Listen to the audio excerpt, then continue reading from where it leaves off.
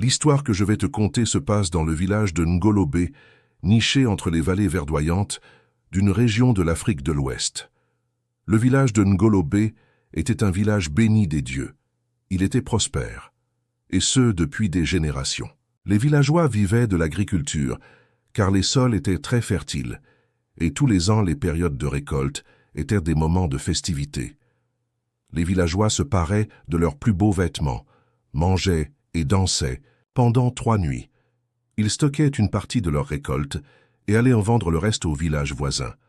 Le village de Ngolobé était donc connu pour être envié par les autres villages de la région. Le roi Mori était un brave guerrier, qui a dans sa jeunesse abattu tout seul un lion qui avait terrorisé les habitants de Ngolobé.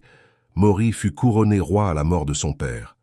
Il dirigeait le royaume avec fermeté et dignité, et les villageois l'admiraient et le respectaient. Le seul défaut du roi était qu'il ne se contentait pas des femmes qu'il avait. Tous les 2 ans, le roi manifestait son désir d'avoir une nouvelle épouse. Les paysans du village de Ngolobé avaient chacun une ou tout au plus 2 femmes pendant que le roi était à sa 9e. Il répondait aux notables par « Je suis le roi ». Et quand il sortait cette phrase, les notables savaient que c'était la fin de la discussion, que rien ne devait être ajouté à cette phrase. C'est alors que l'on prépara cette année-là la fête des récoltes et le 10e mariage du roi Mori. Ce fut 3 nuits, comme le village n'en avait jamais connu. Ils mangèrent, burent du bon vin de palme et dansèrent comme ce ne fut jamais le cas.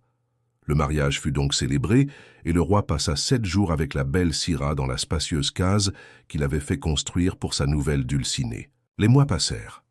Les villageois reprirent leurs activités comme à l'accoutumée. Le roi Mori, comme l'exige la coutume, passait 2 nuits avec chacune de ses 10 épouses et la ronde continuait ainsi, jusqu'à ce qu'un soir, la belle Sira, prise de malaise, demanda au roi de passer la nuit seule dans sa case, et ce pendant un certain temps. La coutume exige qu'une femme en début de grossesse cache qu'elle attend un enfant. Personne ne doit se douter de son état, car les mauvais yeux pourraient interrompre la grossesse. Malgré le silence de Sira, les autres femmes du village qui ne la voyaient plus aller à la rivière et effectuer ses tâches quotidiennes comprirent que la dulcinée du roi attendait un enfant. La rumeur prit tout le village. Un soir, pendant que les villageois dormaient, Sira, prise de douleur, alla chercher la vieille Nia, la coucheuse du village. Ce n'est qu'après de longues heures que la vieille Nia réussit à faire accoucher Sira. La vieille, Sira et même le nouveau-né étaient tous épuisés quand l'enfant poussa son premier cri qui coïncida avec un déchirement dans le ciel.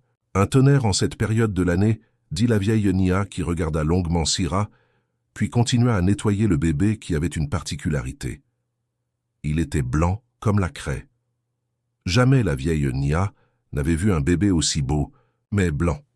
Aux premières lueurs du jour, le roi et les villageois furent informés que Sira, la 10e épouse du roi, venait de lui donner un magnifique petit garçon. Une grande fête fut organisée pour l'occasion. Un fête si exceptionnel que les anciennes épouses furent jalouses. Le fils du roi fut appelé Mori, qui signifie « lumière » dans la langue parlée à Ngolobé. Dans le village, personne n'avait remarqué la blancheur du teint du nouveau-né, car il était toujours emmitouflé dans un grand morceau de tissu chaque fois que quelqu'un se présentait pour les bénédictions. Les jours passèrent, et un soir, quand le roi vint rendre visite à Sira dans sa case, il fut stupéfait quand il vit son fils Mori sans vêtements sur le matelas de sa mère. « Mais mon fils est albinos !» Sira commença à pleurer silencieusement. « Oui, mon roi, notre fils est né comme ça. » À part la vieille Nia et le devin qui prononça son nom dans ses oreilles, personne ne le sait. Le roi, complètement déstabilisé, n'a pas pu porter son fils dans ses bras. Il repartit aussitôt, et Sira pleura toute la nuit son fils couché à ses côtés. Comme dans tous les villages, la rumeur se répandit telle une traînée de poudre. Le roi tristement se confia à un notable, qui se confia à un autre notable, qui aussi se confia à un autre. Finalement, tout le village apprit que le fils du roi était albinos et Sira en était vraiment triste. Elle était passée de l'épouse préférée du roi à la risée du village. Les villageois ne parlaient que de la couleur de peau du fils du roi, comme s'ils n'avaient pas d'autres préoccupations. Le roi n'allait plus dans la case de Sira qui se retrouva seul avec son fils, car les villageois ne lui adressaient plus la parole. Ils la craignaient. Ils disaient qu'elle était maudite, elle, et son fils n'étaient pas des êtres normaux. Ils sont d'un autre monde, Sira fut finalement interdite d'aller à la rivière. Elle ne pouvait rien emprunter ou demander aux autres femmes à part à la vieille Nia, qui l'aida à accoucher. Un soir, une tornade s'abattit sur le village de Ngolobé. Des cases s'effondrèrent, des arbres furent déracinés. Les villageois constatèrent que leur culture n'avait pas été épargnée par la tornade. 2 jours après, un vieux du village marchant tranquillement avec sa canne s'écroula et mourut sur le champ.